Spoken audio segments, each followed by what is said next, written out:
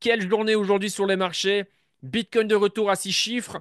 Ethereum qui repasse au-dessus des 2000 $. Bref, que du vert, pour ainsi dire, sur le marché des cryptos. Et Donald Trump qui nous avait averti plus tôt dans la journée, allez acheter des stocks now. Alors, depuis hier soir, on le sait, il y allait avoir un deal de partager. Le deal, ça concerne les États-Unis et UK.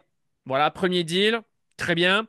On le sait, aujourd'hui, le plus important, c'est les États-Unis et la Chine, sans oublier les autres, bien évidemment. Les négociations vont commencer dès demain. Si je ne dis pas de bêtises du côté de la Suisse, j'insiste, ça ne veut pas dire qu'un deal va automatiquement être trouvé. Si ça se trouve, ça va partir en vrille. Et tout ce qu'on a vécu ces dernières heures, ça pourrait s'annuler très rapidement. Donc attention, on est toujours sur un marché rempli d'incertitudes avec cette histoire de tarifs. Mais voilà, on prend. On prend, les amis. Ça fait plaisir. UK, États-Unis, ok, cool. Trump qui nous dit, il est quand même le président des États-Unis. Guys, on va s'amuser. On a encore 3 ans et demi de Donald Trump. Souvenez-vous, quand il avait tweet, acheter du stock et quelques heures après, boum, pause au niveau des tarifs pendant 90 jours et on avait une journée historique sur les marchés US, sur le Bitcoin, sur les cryptos. Donc voilà, aujourd'hui, est-ce que ça a influencé les marchés? Ouais, c'est possible. On va voir ça de plus près. En tout cas, on a un Bitcoin qui est de retour aux 100 000 $. Au plus haut, on est monté à 103 000, quelque chose, 103 800 $. Waouh! Alors, on va reprendre ses esprits et on va commencer sur du court terme. Effectivement, première chose, 88 600. Voilà, ça a été partagé sur la chaîne. On en a déjà parlé. Depuis que nous sommes ici, la target numéro un, c'est les 95 000 $. OK? Les 95 000 $, on les a break, comme vous pouvez le voir. Maintenant, attention, pour aller un petit peu plus loin, le but cette semaine, c'est de clôturer une nouvelle fois au-dessus de notre bull market support band. On va passer en weekly dans quelques instants. Et la petite cerise sur le gâteau, ce serait de clôturer la semaine, donc ce dimanche, au-dessus des 96 500 $, c'est-à-dire le niveau où nous étions avant que cette histoire de tarifs vienne chambouler la dynamique des marchés. D'accord? Target numéro 2, 99 500 $. Là, pour le coup, dans la journée, on a complètement défoncé. Voilà, clôture. On a clôture à combien? 103 000 $. 102 700 $ en ce moment même où je tourne cette vidéo. Et la dernière target, bien évidemment, ben, c'est aller faire de nouveau au plus haut. Aller faire de nouveau au plus haut. On est maintenant à pas grand-chose, hein, 6% d'aller faire de plus haut historique. Maintenant, ça peut être les plus difficiles à aller chercher. La grande question, c'est est-ce qu'on va avoir suffisamment de demandes? Ici et ici, on avait manqué de demandes, hein, clairement, à partir des 105 000 $. Très difficile pour le Bitcoin d'aller plus haut. Au final, le plus haut historique jusqu'à aujourd'hui, qui a été réalisé mi-janvier de cette année, c'est les 109 000 $. Donc, la grande question que tout le monde se pose, dans combien de temps le Bitcoin va faire de nouveau au plus haut? Bien sûr, j'ai pas la réponse, personne n'a la réponse. On n'a pas de garantie que ça va arriver dans les prochaines heures, dans les prochains jours, dans les prochaines semaines, hein. Il faut faire super attention.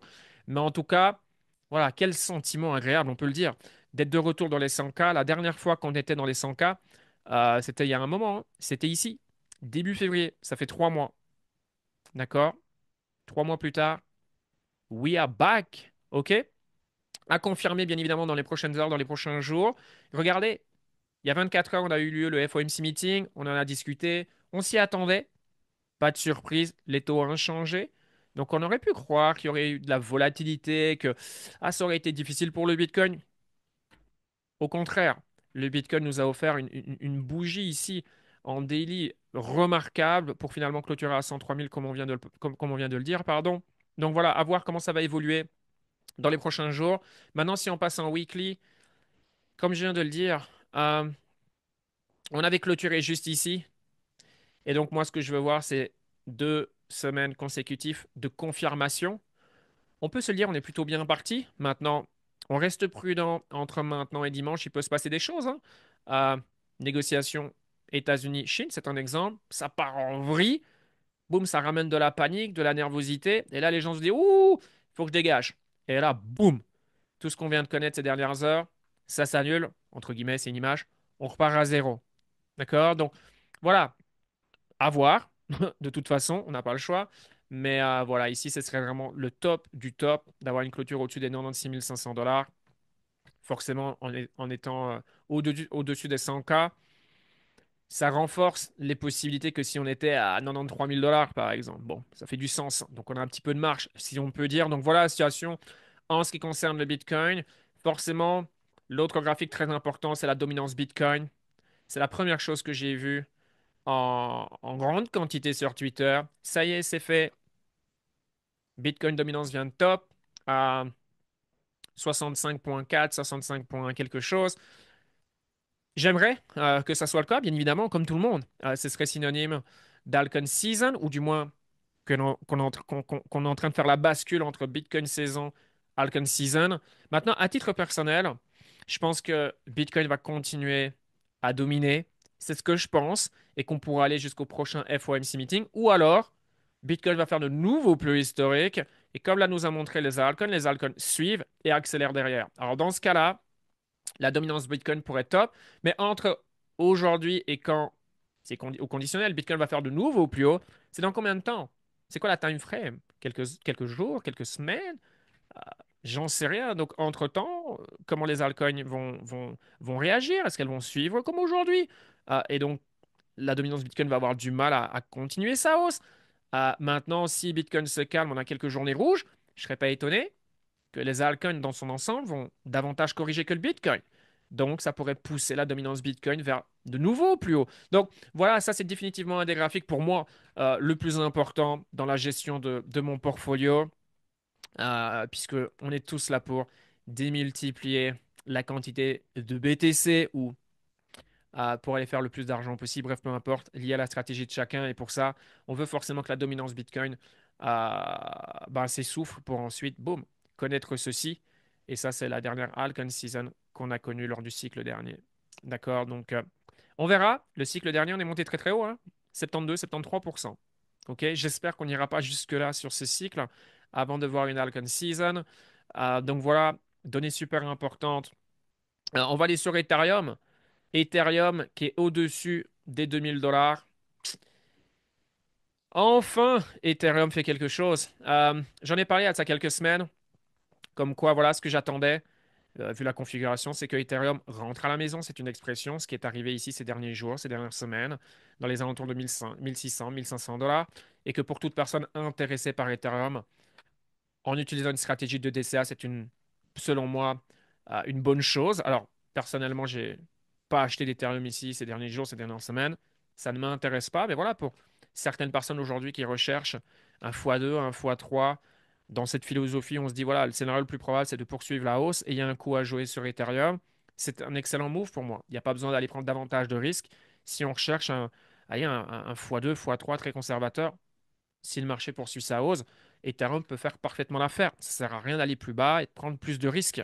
D'autant plus que faire pire d'un point de vue sentiment en ce qui concerne Ethereum, c'est compliqué. Alors, il y a eu l'upgrade qui s'est réalisé ce début de semaine. Voilà, si ça peut rajouter un nouveau narratif, bah, écoutez, on est preneur.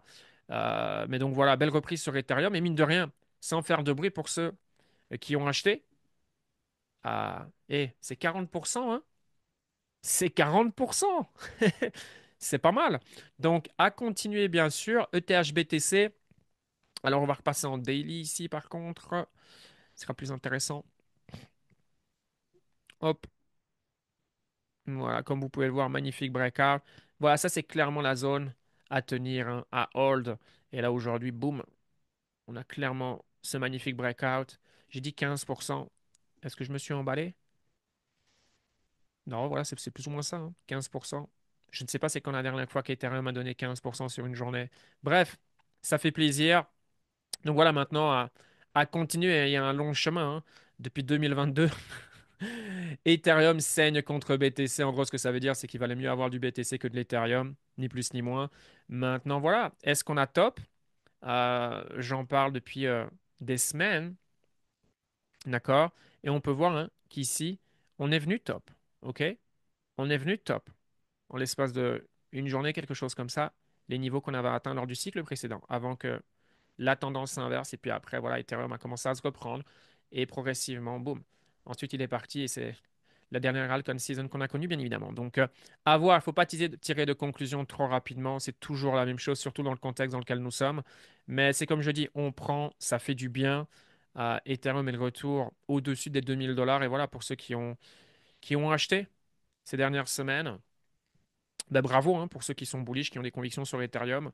Je pense que c'est des bons achats. Et comme je l'ai dit, la meilleure stratégie, c'est de faire du DCA parce que c'est ce que je disais, si ça part à la hausse, bon, ben au moins, voilà, hein, très très bien. Et si, ben voilà, on consolide, on va même plus bas, franchement, on peut aller jusque où? 1100, c'est ce que je disais. 1100 dans le pire des scénarios.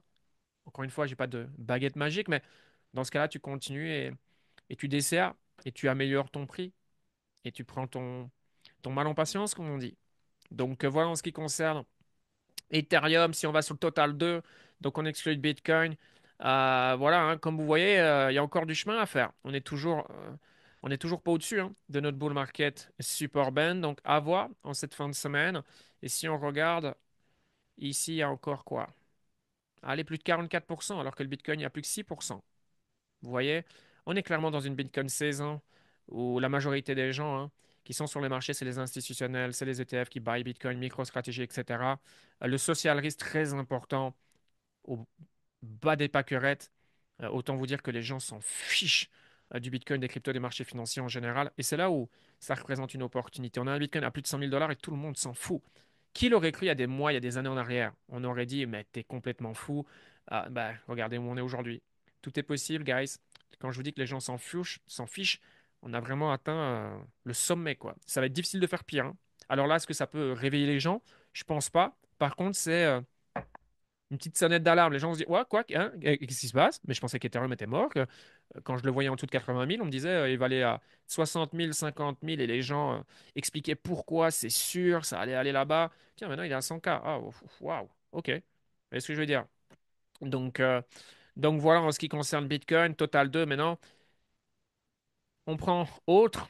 C'est une autre histoire, hein. Voilà pourquoi ça fait des semaines maintenant, j'insiste. La meilleure chose à faire, si on veut se concentrer sur les altcoins, c'est regarder le haut du tableau. Ça peut changer très très vite. Si Bitcoin va nous faire de nouveau au plus haut, la Bitcoin dominance top dans les prochains jours, dans les prochaines semaines, et voilà, les altcoins commencent à démarrer. À... Ok, à voir. Mais jusqu'à aujourd'hui, le mieux c'est de se concentrer sur les top altcoins.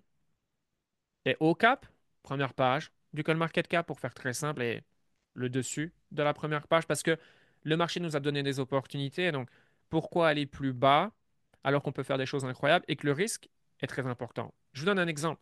Je préfère acheter du SUI, avoir du SUI dans mon portfolio si le marché fait un higher low. OK, bon, ça, c'est ce qu'on se disait il y a quelques semaines. Et puis après, je préfère avoir du SUI dans mon portfolio, de le garder pendant des mois et des mois et des mois, que d'avoir un altcoin 252e au classement du market cap. OK, voilà. Après, c'est ma façon de voir les choses. OK? Chacun sa stratégie, chacun son game plan. Mais si on regarde ce graphe, il est révélateur. On n'a déjà pas fait de plus haut sur ce cycle. Bitcoin a fait des nouveaux plus hauts. Ce chart, ce graphe, il n'a même pas fait de nouveaux plus hauts. Plus de 92%. D'accord? Donc voilà, ça vous montre, un, Bitcoin est le king, bon, bien entendu. Et ensuite, au niveau des altcoins, voilà, on peut encore se concentrer sur le haut du tableau. Et ça, c'est vraiment une bonne chose, bien sûr. Si ensuite les choses s'accélèrent, bon, ben, très rapidement, on pourra se dire, OK, là maintenant, il va falloir commencer à prendre plus de risques et aller plus bas dans le market cap. Si on prend un coin comme celui, c'est magnifique, hein? Magnifique. Regardez ici. Voilà, ici, pendant plusieurs semaines, on a pu racheter du SUI à 2 $, 2,10, 2,20, légèrement en dessous également, comme vous pouvez le voir. Donc là, voilà, en sachant que bien sûr, ici, avril, c'est pas la même chose qu'acheter du SUI ici ou ici. On a beaucoup plus de garanties. Alors oui, le prix est plus haut, mais on a beaucoup plus de garanties, il y a beaucoup moins de risques. Et comme je le dis depuis des mois et des mois et des mois, voilà, pour moi, SUI, c'est le Chosen One, c'est le nouveau Layer One qui va gagner. C'est pour ça que je l'appelle le petit frère de Solana. Voilà, après, à confirmer, c'est toujours la même chose, mais c'est plus que bien parti. J'aime tout ce que je vois sur SUI, la TVL continue d'augmenter. Enfin bref, SUI BTC, pareil, hein. Regardez, il y a peu de top coins ou de coins tout court qui en weekly sont déjà repassés au-dessus du bull market support band. D'accord? Donc voilà, SUI, à titre perso, ça reste l'alcoin. Oula, Ça reste l'alcool le plus important de mon, mince, de mon portfolio. Euh, hop, on revient ici en BTC. Voilà. Et tout ce que je vois ici, bah, ça me parle, hein, contrairement aux autres. Donc voilà, celui qui nous a sorti une magnifique journée. Pratiquement plus 20%, je crois. Je sais plus. Et donc forcément, son écosystème a explosé. 21%. Vous imaginez la bougie, 21% sur celui. C'est beau, hein? Très très beau. 21% sur celui, forcément. Son écosystème, j'appelle ça le trio magique. Bah, il a fait du 25% de moyenne, je crois, sur la journée. Voilà, forcément, si celui performe, son écosystème, de manière assez générale, va profiter de la performance dessus, c'est de la logique. Donc voilà un petit peu la situation. Bref, de manière assez générale, tout était vert. Je sais de mémoire que dans le top 100, le coin qui a le mieux performé, c'est Pengu, 34-35%. Tiens, c'est encore un meme coin. Ouais, le meme coin va encore être le narratif le plus dominant si le marché poursuit sa hausse sur le court moyen terme. Voilà. Euh, je sais, je fais que me répéter. Aucun problème à changer d'avis. Si, voilà, pour moi, bah, il y a lieu de changer d'avis, mais jusqu'à aujourd'hui, non. Dès que le marché repart, la liquidité va sur les meme coins et on peut le voir, top 100, le meilleur performeur. C'est Pengu d'ailleurs, Pengu qui se reprend très très bien depuis maintenant plusieurs semaines. Donc voilà, magnifique journée sur les marchés. Ça fait super plaisir. On prend, j'espère connaître de multiples journées similaires à celle-ci dans les prochains jours. Et soyons fous, pourquoi pas faire de nouveaux plus haut sur le Bitcoin avant la fin de semaine. Encore une fois, 6%, why not? Why not, guys? Après, attendez-vous, hein, si on revient ici, d'accord? On peut très bien revenir ici pour repartir, voire on peut totalement revenir ici, hein, sans problème. Revenir ici et puis repartir. Donc voilà, c'est des scénarios qui sont possibles. Maintenant, la situation reste la même. Scénario le plus probable, c'est d'aller faire de nouveau plus haut. Et je ne serais pas surpris si ça arrive plus vite que ce que les gens ne pensent. Alors, c'est plus facile de le dire maintenant, mais c'était mon discours il y a de ça quelques jours, il y a quelques semaines en arrière. Voilà. Et que ça explose période d'été, alors qu'on nous dit, ah, l'été, c'est une mauvaise période. En mai, il y a l'expression sell in May, go away. J'ai fait une vidéo, c'est sur ma chaîne, il y a de ça quelques jours, fin avril ou le 1er mai, je ne sais plus. D'ailleurs, je montrais hein, sur les marchés US sur les 5 dernières années, bah, ceux qui ont adopté cette stratégie, c'était pas bon. Puisque de ce moment-là, donc de mai à octobre, 4 fois sur 5, le marché euh, comment vous dire, le marché est vert, quoi. Le marché a performé. OK? Et une seule année où ça a été négatif. Donc voilà, le sell et go away. I don't know. On verra bien, encore une fois. Mais il y a des raisons d'être bullish. Bitcoin de plus en plus intéressant techniquement, en plus d'un point de vue psychologie. Bon, le Fear and Greed, j'ai vu, il est repassé dans le grid. C'est normal après une telle journée. Le Bitcoin est quand même passé de 76 000 dollars, les amis, à 102 000. Hein. OK? Sans faire de bruit, sans que personne s'y intéresse. C'est pour ça que je vous parle de la donnée social risk qui est très importante. Ça montre l'intérêt que les gens ont pour le marché, le Bitcoin et les altcoins. Et là, c'est super bas. Donc ça, c'est une bonne chose. Et je pense qu'on aura besoin de faire de nouveaux plus haut pour réellement intéresser la masse à revenir sur le marché. Donc si vous êtes positionné, bah, c'est vraiment le top, hein. C'est vraiment le top. On est un peu dans une configuration rêvée où on peut avoir une belle divergence entre la technique et la psychologie maintenant. Voilà, on reste, ça sera ma conclusion, dans un environnement incertain avec cette histoire de tarifs. Ça peut littéralement partir dans un sens comme dans un autre en fonction de ce qui peut être dit, une déclaration. Il se passe ceci, il se passe cela. Donc voilà, être vigilant, c'est très important. Prendre des profits également, mais ça, c'est directement lié à votre portfolio et votre gestion du risque. Sur ce, si vous avez aimé cette vidéo, n'hésitez pas à mettre un petit like, ça fait toujours plaisir. Si vous voulez avoir davantage d'informations sur le marché crypto-bourse, beaucoup plus rapidement que ici sur YouTube, vous pouvez rejoindre mon canal Telegram gratuit qui se trouve en description. Sur ce, prenez soin de vous et on se retrouve pour une prochaine vidéo. Ciao, ciao.